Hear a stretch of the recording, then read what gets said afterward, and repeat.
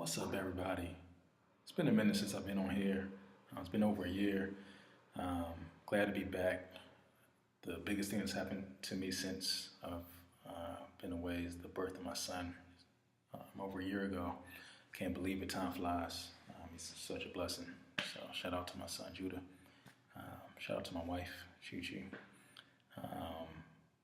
As you can see, I'm in the stairwell. So it's a low quality video. My son is sleeping. We live in a 1-bedroom apartment. Probably see 10th floor. So if y'all want to come through, come through. But this is just what it is, So with the formalities done, I just want to get into this video, just discuss some things, and hopefully we can come away with some good takeaways. So let's do it. For those of you who know me, there are certain things that you know about me. First and foremost, I love Jesus. If the one thing that people said when I die is that this man loved Jesus, this man loved his family, that's a life well lived. I'm also a husband to my wonderful wife, as I mentioned, and my beautiful son who was born a year ago. And God has blessed me so much, and I'm grateful. I also identify as a black man, and with that comes a lot of baggage. Now, before you think this is just another black man rant about the victimization of African Americans in American society, I want you to hear me out for a second. The news has been buzzing with this whole NFL anthem and whether players should stand or sit. Our president weighed in and gave his opinion as to not only what should happen to these players, but also to what kind of character that they have. While his divisive comments caused a big firestorm, a lot of good has come from this. People on both sides are beginning to hear each other out and have conversations. But I do have a question. Is there something more to the divide of those who are for Kaepernick and against him? I know I'm stating the obvious, but it seems like the majority of people who are against Kaepernick are white, and the majority of people who are for him and for the protest are black. I'm definitely one of them. And while I understand that there are probably a good number of black people who don't support the taking of the knee during the anthem, and there's probably a good number of white people who actually support the protests, I will say, and I'm sure others can see this also, so it's not anything I'm making, that I'm innovating or whatever, that on the surface it seems like a racial divide, and it really is a racial divide, but I would actually argue that there's something deeper, that the divide is amongst the experiences in America between blacks and whites, and I think that at the core, this is what we're seeing from one another on both sides. That goes back to how we've experienced being here, living here, and the history that we have had in this country. I want to go on record to say that I love being in this country. I love being American. I am a proud American, and I thank God that I live here. But I honestly feel that there is a level of detachment when the idea of patriotism and being an American comes up. When Donald Trump speaks of those who refuse to stand or those who wish to take down the Confederate statues as removing our history, our heritage, our culture, I just can't help to feel a level of alienation and distance from that type of sentiment. And I associate the same heritage, history, and culture with the European-based American patriotism. What I mean is when I hear talk about the disrespect to the flag and country, I internalize it as a disrespect to the heritage, tradition, and culture of white people, and not America in its multi-ethnic sense. It's not so much that black people simply have a different experience than white people in America. It's that generally black people have a lesser and unequal American experience, which is the focal point of Kaepernick's protest. And it's the purpose of why I'm doing this video. I want there to be more conversation and more transparency about our individual and collective experiences. And this is a conversation on both ends. This isn't just a black man telling a white person to shut up and listen. This is, I want to present with facts, present statistics, and just the reality of the condition and predicament of a lot of African Americans. And I also invite criticism and feedback, and I want to hear other viewpoints. I want to hear the other side as well, because there could be something I'm missing, but something needs to be said, and I think we realize that. With that said, I was inspired by a comment of a white brother of mine who I dearly respect. He made a comment of how disgraceful it was that the NFL players were protesting the national anthem. One person replied to his comment by asking his opinion on what the protest was about. This person, who I respect, replied by saying essentially that he did not want to engage in long, drawn-out internet debates about the issue. My issue with that response is the fact that the issue at hand for which the NFL players are protesting about seems to be a non-issue and not even worth mentioning or conversing about. The main issue for him was the appearance of the protest and not the substance of it. Now, I just want to say that there are a lot of well-intentioned Caucasians who may not be aware of the racial disparities that exist among whites and blacks, and especially of the white privilege that affords them the luxury to care more about the appearance of a protest and not be impacted by the substance of it. We've all heard white privilege thrown around over these years, and I'm sure a lot of people are tired of hearing about it, but that doesn't mean we shouldn't talk about it. So how I personally defined it, and I'm just trying to watch, I'm not getting them in the stairwell, so people may come through, hopefully not. Be doing some editing of this later, but anyway, get back to the video. I define white privilege, and other people may define it the same way, whatever. But this is how I see it. The freedom and access that one has in society that is not afforded to non-whites, in particular the people of color. By freedom, I mean an ability to not have to think about the implications of the color of their skin. And by access, I mean certain avenues and opportunities that are more easily accessible because of how you look. So the existence of white privilege means that there is underprivilege and that people of color are still not treated equally as whites, and that this racial disparity is systemic. Now, what do I mean by systemic? You probably also heard that term a lot, institutional, systemic, and all that. I mean that the very fabric of American society from its inception to the present disfavors blacks on a large scale, and whether it's intentional or unintentional, flagrant or subtle, institutional or de facto, racial injustice still very much exists.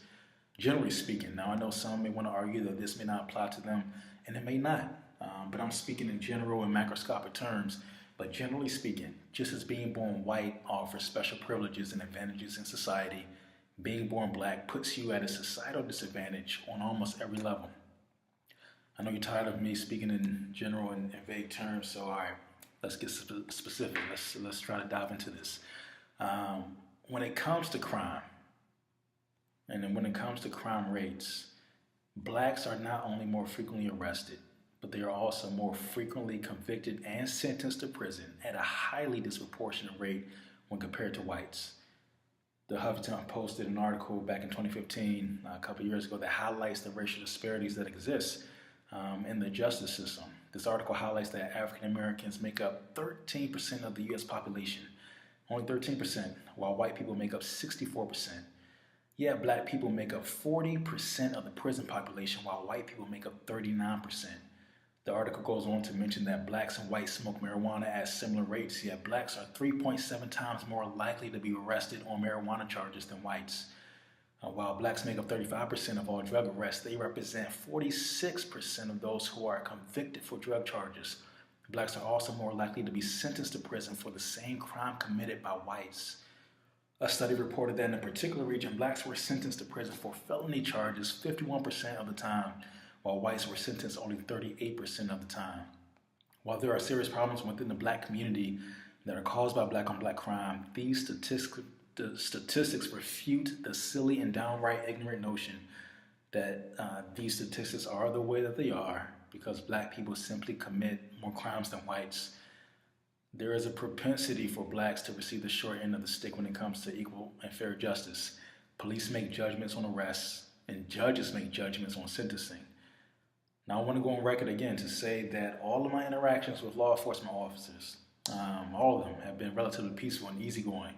In fact, I've received my fair share of warnings and passes when I deserve to get a ticket. And these are white cops too, so I'm not saying that all cops are out to get black people or white cops against black cops. That's nonsense. I'm not even saying all judges are out to get black people, but again, I'm speaking on an aggregate level. And when you hear these type of statistics, they suggest that there is a judicial discrepancy that exists between whites and blacks in the justice system.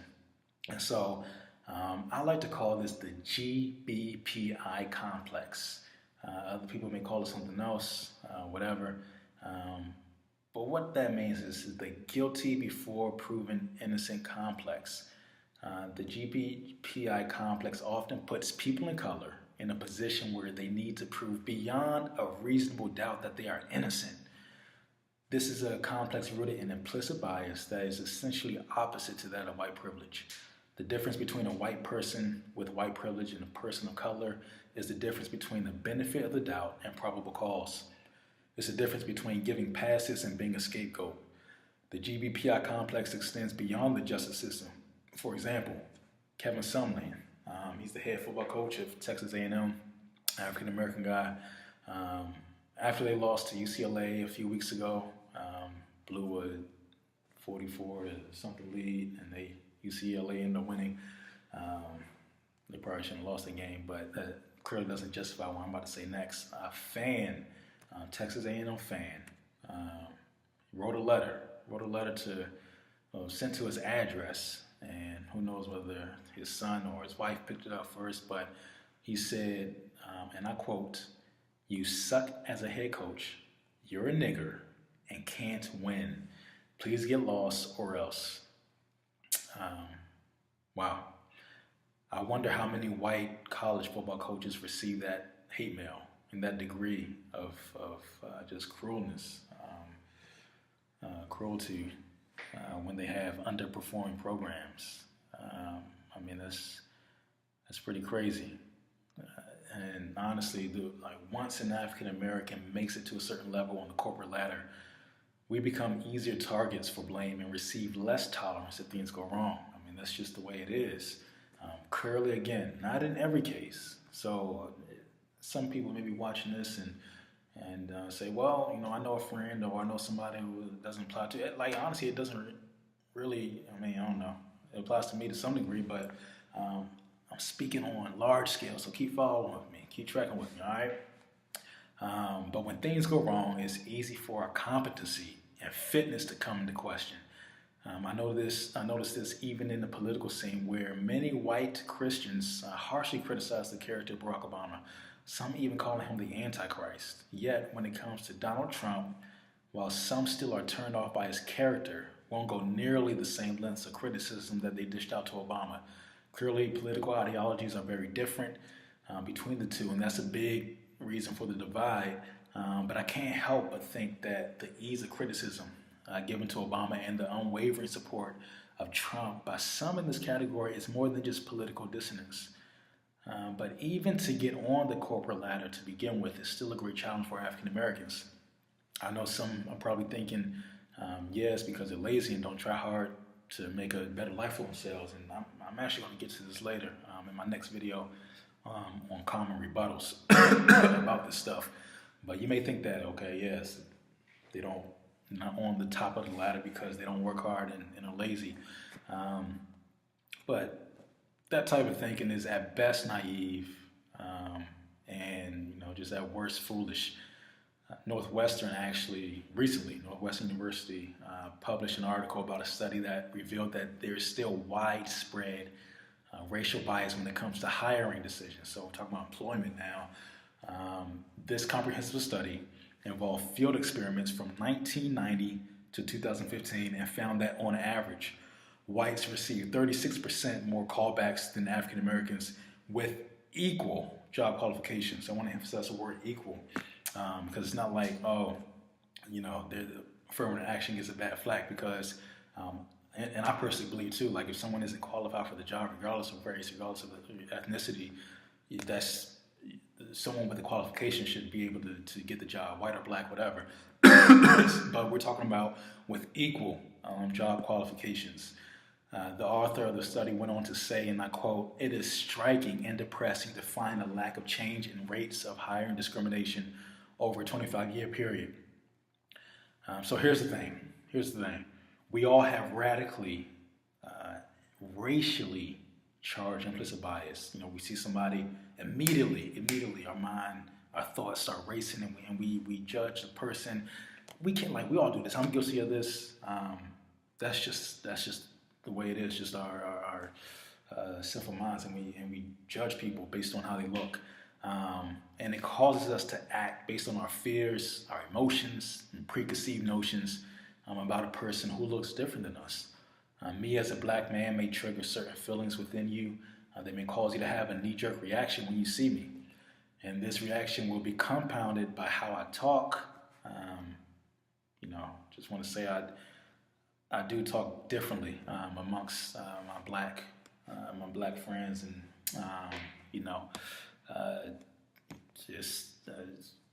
just grew up in a different environment. So we say lingo, we use ebonics. It's just the way it is. Just, you know what I'm saying? That's all me.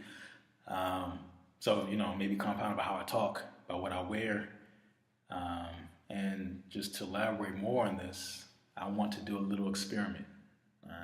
I just want to test our own implicit bias. All right? So what are your thoughts of me right now? So right now, forget the fact I'm in the stairwell, all right? So just look at me. Look at me, I'm wearing a hoodie. If you were to see me walking down the street with this hoodie, like what would you think about me? What would be your first impressions about me? What about if I was wearing this hat, all right? What would you think now?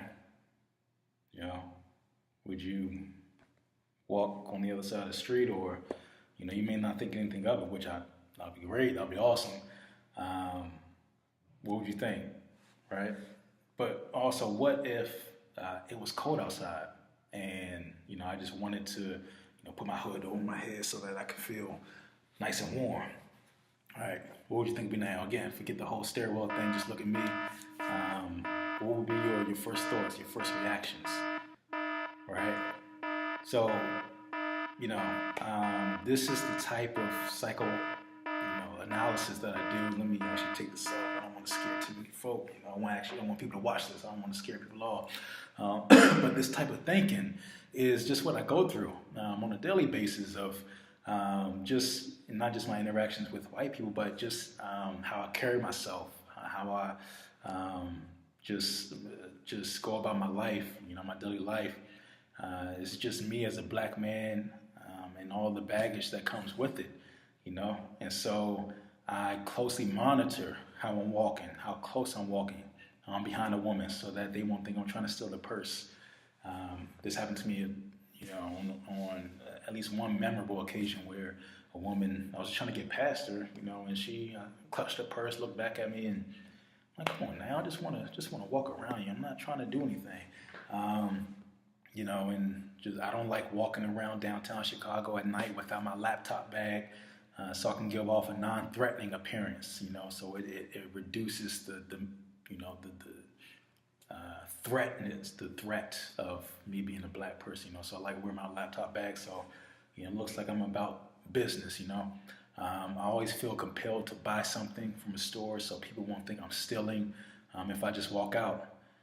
And I'm not saying all this to receive pity or for you to feel sorry for me. I just want to explain the mental burden.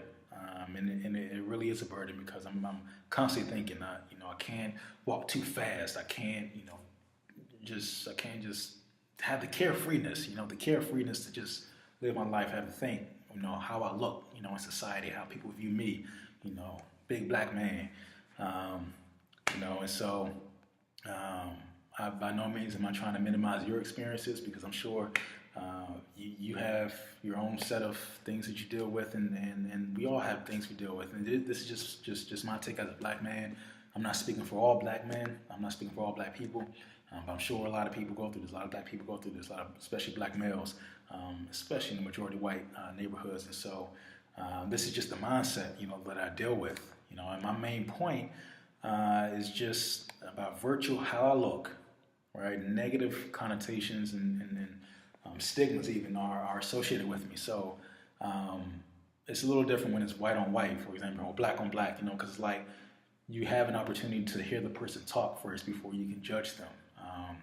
But now it's just, you just see me. So it's just the immediate look, the first look that you see a black man. And then all that baggage comes with that, and so people, again, we respond based on how we feel with that.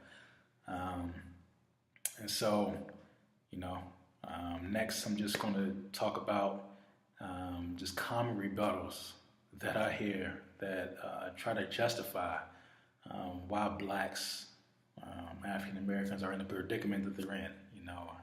So we're going to go into that next and just try to dive a little deeper. Again, conversation.